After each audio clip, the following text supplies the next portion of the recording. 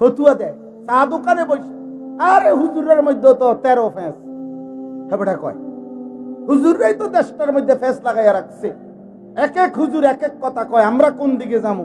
না আপনি চা দোকানে বসে থাকবেন, যাবেন কেন? এখানে আপনার একটু পরে বন দিব, চা দিব, বিড়ি দিব, টেলিভিশন চলতে আছে, নর্তকী না আছে, আপনি অন্যদিকে যাইয়া কিনবেন। আপনি এনে বসার থাকেন, লড়েন না, আপনি জাগাতে লড়েন না, আপনি বিড়ি খান বসে, ফালতু কথা করবেন না। এবারে এনে বইয়ে বইয়ে বুদ্ধি দেন। হ্যাঁ, আপনি কাকে বুদ্ধি দেন মিয়া? ফাজলামি করেন? কাকে বুদ্ধি দেন? কোন হুজুরে কি ফেস লাগাইছে? হুজুরদের ফেসে বইরে বিড়ি খান। যে হুজুরের একটা ফেস লাগাই রাখছে, আমার 2জন হুজুর আইয়া কইলো খাইতাম, আর 2জন আইয়া মানা করলো। আমগো ফেসে নিয়ে আপনি সুদ খান। আপনি যাই যে 30 বছর কিস্তি নিলেন, সুদ খান। আমরা হুজুরগো ফেসে পইরা, হ্যাঁ কথা বলেন না কেন? একটা সুদখোর বলুক, একটা কিস্তিখোর বলুক, বেটা আমরা এই ফেস লাগাইছি বেটা, তাইলে আপনি সুদ খান কেন? আপনি কিস্তি নেন কেন? বলেন মিয়া। একজন, আমি তো চ্যালেঞ্জ করে বলছি মিয়া, কেউ রাগ হইলে হোক বেটা, একটা বাবা যে তার ছেলেকে প্রতিষ্ঠিত করতে গিয়ে হয় চাকরি, নয় ব্যবসা, নয় বিদেশ আপনি করতে গিয়ে, যারা আপনারা 5 লাখ টাকা 12 লাখ টাকা সুদে নিলেন, কিস্তিতে নিলেন, যে হুজুর 12 লাখ টাকা সুদে কিস্তিতে নিয়া পোলা বিদেশ পাঠাইছি, বাজারে দোকান নিয়ে দিছি, চাকরি লইয়া দিছি, তাইলে আল্লাহকে সাক্ষী রেখে আজকের এই হাজার মানুষ, অসংখ্য অগণিত মানুষের এই ভরা মজমায় এখানে দাঁড়াইয়া আপনি মাইকটা হাতে নিয়ে বলেন যে আমি 12 লক্ষ টাকা সুদ নিছি, কিস্তি নিছি, জিফুতের লাইগা জীবনভর ওজনে কম দিয়া মিথ্যা বলে বাটফারি করে টাকা রোজগার করে এই বিল্ডিং বাড়ি জায়গা জমি করছি জিফুতের জন্য, এই আশায় যে আল্লাহ যেন আমারে আখিরাতে জাহান্নাম থেকে মুক্তি দেয়, আল্লাহ যেন ফুল আগুনের উসিলায়, জিফুত বউ বাচ্চার উসিলায় যেন আল্লাহ জান্নাত দেয়, এই আশায় আপনি এত মিথ্যা বাটপারি সিটারি করছেন। এটাই উদ্দেশ্য কিনা? এনাই এখন আসেন, এনে ছবি উঠে আছে, এই মুরব্বী আইন না কেন? এনাই এখন এটা ভিডিও হইব এখন। হ্যাঁ, তো গপ মারেন কেন? গপ মারেন কেন? হ্যাঁ, জীবন মানে শুধু বিল্ডিং? জিন্দিগি মানে বিল্ডিং? জিন্দিগি মানে 30 শতক জমি? কি বলতে চান? 3 ফুট বিদেশ, তো কি সে 3 ফুট বিদেশ? ছেলেটা ইটালি থাকে, তো কি সে? ইটালি তো বহুত মানুষ জন্ম নিছে। আপনার ফুট তো 28 বছর বয়সে না গেছে ইটালি, যাতে ফইলের তো ইটালি, হ্যাঁ, যাদের জন্ম ইটালি, তার 14 গোষ্ঠী ইটালি, তে তো আরো বড় কপাল। আমনের যদি পুত ইউরোপ থাকাতে আমনের কপাল এত বড়, ভাগ্য আমনের কপাল। তাইলে যার বাপ দাদা জন্মসূত্রে ইটালি, ইউরোপ, তার তো পুরোটাই কপাল। তার নাকও নাই, চোখও নাই, ঠোঁটও নাই, মুখও নাই, পুরোটা কপাল। কপালের কারণে চোখ নাক কান হয়তো অন্য জায়গায়। পাগলামি করেন মিয়া। আমি বিদেশের বিরোধিতা করছি না, ইটালি হারাম বলছি না, ইউরোপকে হারাম বলি নাই বেটা, কিন্তু এক মুসলমান, এক ইমানদার, আপনার জীবনের সফলতা, আপনার জীবনের সার্থকতা আপনি টাকা, সম্পদ, বিদেশ, বিল্ডিং, দালান, ব্যবসাকে বললেন কেন? এটা না আমার বলা, এটাকে বলবেন কেন মিয়া? মুমিনের সফলতা আখিরাত, মুমিনের সফলতা জান্নাত, মুমিনের সফলতা ডান হাতে আমল নামা, মুমিনের সফলতা জাহান্নাম থেকে মুক্তি। আম্মা মান উতিয়া কিতাবাহু বিয়ামিনি, আল্লাহ বলছে যেদিন আমল নামা মুমিনের ডান হাতে দেওয়া হবে, ইমানদার একটা চিৎকার দিবে আর হাসরবাসীকে বলবে, হা উমকরাউ কিতাবিয়া, এই হাসরবাসী দেখো না, দেখো না, আমার নাম জান্নাতীদের মধ্যে উঠছে। ইকরাউ কিতাবিয়া, আমার আমল নামা দেখো, দেখো আমার নাম কোথায় উঠছে। বাকি হাসরবাসীরা, বাকিরা সামনে যারা, তারা বলবে, আরে দোস্ত রে, কিতারে, তুই তো আমরা বাজারে ব্যবসা করতি, দোকানদারি করতি, এক লগে দে কতবার একই অটোতে গেলাম আইলাম, এই কাম বানাইলি কেমনে? আমল নামা ডান হাতে নেওয়ানোর মতন এক আমল করলি কোন সময়? হ্যাঁ দোস্ত, ইন্নী জানান্তু আন্নী মুলাকিন হিসাবিয়া, আমি কলিজা দিয়া বিশ্বাস করতাম এই আখিরাত হবে, হাসরের মাঠ হবে। ফলে আমি ব্যবসাও করেছি, বাজারও করেছি, সংসারও করেছি, 5 ওয়াক্ত নামাজ জামাতও পড়েছি, আমি উপার্জনও করেছি। আবার খেয়াল রাখছি একটা টাকা যেন হারাম না হয়, সুদের না হয়, মিথ্যা না হয়, ধোঁকা না হয়, প্রতারণার না। আপনাদের বিশ্বাস হয় ইমানদার হালাল উপার্জনকারী ব্যবসায়ী বাংলাদেশে নাই? কথা বলেন না কেন? নাই, অবশ্যই আছে। কয়জন দেখবেন মিয়া? আপনি দেখবেন কেমনে? আরাম করতে দেখবে ভালো মানুষ দেখবেন কেমনে? আপনি যে যেমন সে তো খুঁজেই পায় তেমন। আল জিনসু ইয়ামিলু ইলাল জিনস। অতএব দয়া করে আপনাদের কাছে এটা বললাম, আল্লাহর নবী সাল্লাল্লাহু আলাইহি সাল্লাম বলেছে, উম্মত সিদ্ধান্ত নাও, সিদ্ধান্ত নাও, উত্তম মানুষকে সঙ্গী বানাও। তোমার দোকান হোক, তোমার ব্যবসা হোক, তোমার স্ত্রী হোক, তোমার বন্ধু হোক, তোমার চলার পথের সঙ্গী হোক। যুবক ভাই, তোমাদেরকে বলছি, আব্বা, জীবনের সবচেয়ে বড় ব্যর্থতা মনে রাখো বাপ, অসৎ সঙ্গ, মন্দ লোকের সংস্পর্শ। সমবয়সী সহপাঠী যদি চরিত্রহীন হয়, লম্পট হয়, নারী লুবী হয়, জিনা ব্যভিচারের দৃশ্যে অভ্যস্ত হয়, মদ করে, নেশা করে, গাঁজা করে হয়, কোনো মেয়ের সাথে হারাম প্রেম করে, হারাম সম্পর্ক করে, দোস্ত আমার হাত জোড় করে বলি, আব্বা, আমার নওজোয়ান সন্তান, আমার কিশোর ভাই, আমার যুবক ভাই, দোস্ত, তোকে বলি ভাই আমার, ওই ছেলেটা তোরে নষ্ট করে দিবে।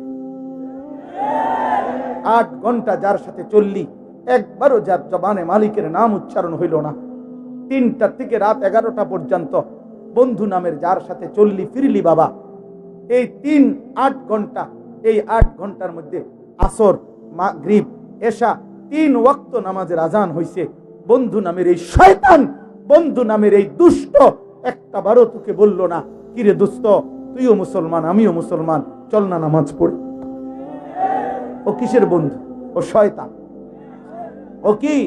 শয়তান, শয়তান। আমি বললাম, যদি তাফসীর সুনির্দিষ্ট দলিল দেখতে চান, আমি দলিল দেখাবো। আমার কাছে তাফসীরের মধ্যে স্পষ্ট লেখা আছে, প্রত্যেক ওই ব্যক্তি মানুষকে যে পথভ্রষ্টতার দিকে নিয়ে যায়, তাকেও রূপকার্থে শয়তান বলা যায়।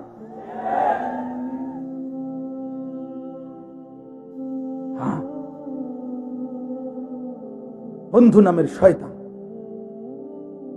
বন্ধু নামের শয়তান।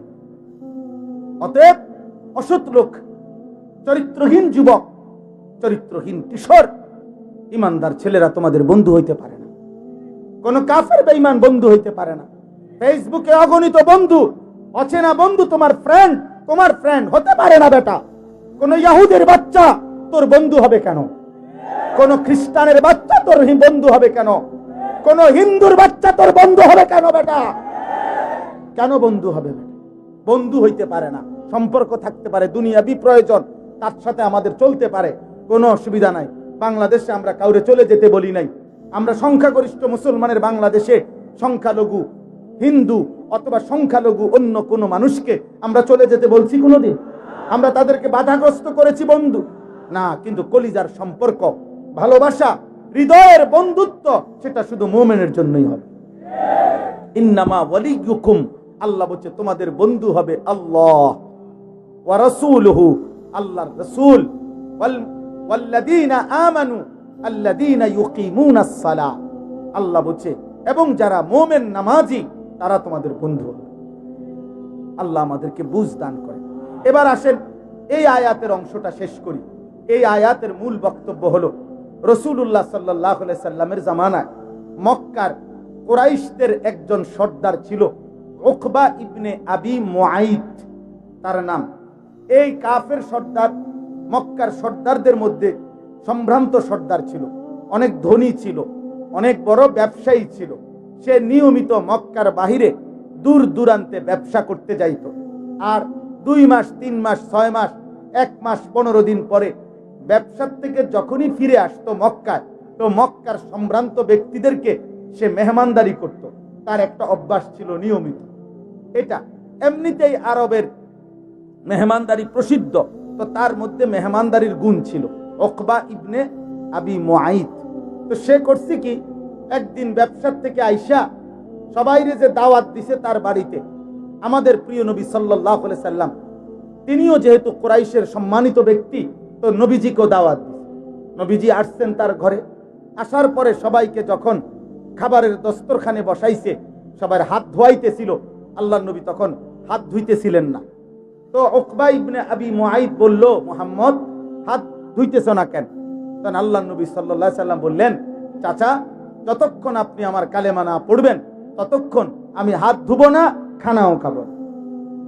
উকবা ইবনে আবি মুআইত চিন্তা করছে, আমি কুরাইশ, আমার আজীবনের পরিচিতি সুনাম যে মেহমানকে আমি মেহমানদারি করি, আমি মেহমান নওয়াজ।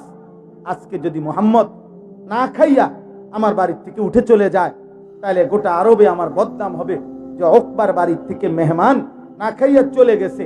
তখন উকবা ইবনে আবি মুআইত তার মেহমানদারির ঐতিহ্য ধরে রাখার জন্য নিরুপায় হয়ে কালেমা পড়ছে নবীজির সামনে। সুবহানাল্লাহ, ফোন রাখেন না, আর রাখেন না, শুনেন না, কথা শেষ হোক না। এরপরে নবীজি সাল্লাল্লাহু আলাইহি সাল্লাম খানা খাইছেন। খানা খাওয়ার পরে নবীজি বিদায় নিছেন। এইবার এই উকবা ইবনে আবি মুআইত, ওই আরো মেহমান আছে না, এই বাকিগুলা তো কাফের। এই বাকি কাফেরদের মধ্যে উবাই ইবনে খালফ, এই নিকৃষ্ট কাফের, যে উমাইয়া ইবনে খালফ, হযরত বেলালের যে মনিব, এরা ভাই। এই উবাই ইবনে খালফ, এই বেঈমান সাথে সাথে উকবা ইবনে আবি মুআইতকে ধরছে, হাত চাইপা বলছে, দোস্ত, তোর লগে আজগা আমগো কতদিনের বন্ধুত্ব? কয় যে এই ছোটবেলার বন্ধুত্ব, ল্যান্টাকালের বন্ধুত্ব, মানে ছোটবেলার থেকেই কি বন্ধুত্ব আমরা। তখন উবাই ইবনে খালফ বলল, এটা কি করলি আজকে, কি করলি? লাকাদ সাবাতা, আজ তুমি আমাদের সবার সামনে এত দিনের বন্ধুত্ব ত্যাগ করে একসাথে আমরা চলি ফিরি, তুমি আজকে ধর্ম ত্যাগ করলা, বাপদাদার ধর্ম তুমি আমাদেরকে না বলে না কয়ে ত্যাগ করলা। তাইলে এতদিনের বন্ধুত্বের কি মূল্য আছে? তোমার লগে আমাগো আজকে এতদিনের তোর বন্ধুত্ব, একসাথে আমরা মদ খাই, একসাথে জুয়া খেলি, একসাথে মানুষ কন্যাই, বুঝেন না? যাবতীয় সিটারি বাটপারি তো ওই মক্কায় আমরা একসাথে আজকে এতদিন ধরে করতেছি। এখন কথা নাই, বার্তা নাই, হঠাৎ করে মুহাম্মদের কালেমা গ্রহণ করলা। তখন উকবা ইবনে আবি মুআইত বলছে, দোস্ত, তোমাদের সাথেই আমার বন্ধুত্ব, কিন্তু তোমরা তো দেখছো সে তো খাবার খাচ্ছে না। এখন সে যদি খানা না খায় আমি কি করব? তখন খাবার না খাইলে আমার ঘর থেকে যদি মেহমান ফিরে যায় তাইলে তো গোটা আরবে বেইজ্জতি হবে। এই জন্য আমি নিরুপায় হয়ে মুহাম্মদের কালেমা পড়ছি। নাউযুবিল্লাহ। তখন এই উবাই ইবনে খালফ বললেন, তাহলে তুমি আমাকে বন্ধুত্ব স্বীকার করো? অবশ্যই বন্ধু, তোরাই তো আমার বন্ধুত্ব, মদে জুয়া সিটারি বাটপারি তো আমরা একসাথেই বন্ধু, আমরা হ্যাঁ বন্ধুই তো আমি তোদের, তোমরাই আমার বন্ধু। তাহলে যদি বন্ধুত্ব ঠিক রাখতে হয় এই মুহূর্তে তুমি মুহাম্মদ যেখানেই পাইবা, যে অবস্থায়, ওইখানে গিয়া তার কপাল বরাবর থুতু মেরে নাউযুবিল্লাহ তার কালেমা তারে ফেরত দিবা। এই বেঈমান, এই উকবা ইবনে আবি মুআইত, বদনসিব, দুর্ভাগ্য, এই বদনসিব গিয়া দেখছে নবী সাল্লাল্লাহু আলাইহি সাল্লাম কাবা ঘরের সামনে, আল্লাহর ঘরের সামনে তখন সেজদা দিছে। নবীজি সেজদা অবস্থায় সে থুতু মারছে নবীজির কপালের দিকে, আর বলছে, মুহাম্মদ, তোর কালেমা তোকে ফেরত দিলাম। আল্লাহ তাআলা বললেন, হাই বেঈমান, কামডা করলি কি করলি? এই তখন আল্লাহ তাআলা বললেন যে, দেখো দুনিয়াবাসী, বন্ধু, অসৎ বন্ধু কি করল? সে তো কালেমা পড়েই ফেলছিল, ইচ্ছাই হোক অনিচ্ছাই হোক, কালেমা তো পড়েই এলাইছিল, কিন্তু বন্ধু নামের শয়তান, বন্ধু নামের অসৎ লোকটা তাকে আজ কি করে দিল? বরবাদ করে দিল, বরবাদ করে। সেদিন আখিরাতে কি হবে তাদের? এই তখন এই কথাইটা, এই প্রেক্ষাপটটা, যে এই অসৎ বন্ধুত্বের কারণে যারা আল্লাহর নাফরমানি করলো, নিজেদের জাহান্নাম তৈরি করলো, তারা হাসরের ময়দানের দিন কি করবে, এই অসৎ বন্ধুত্বের আফসোসে এই কথাটা আল্লাহ এখানে তুলে ধরছে।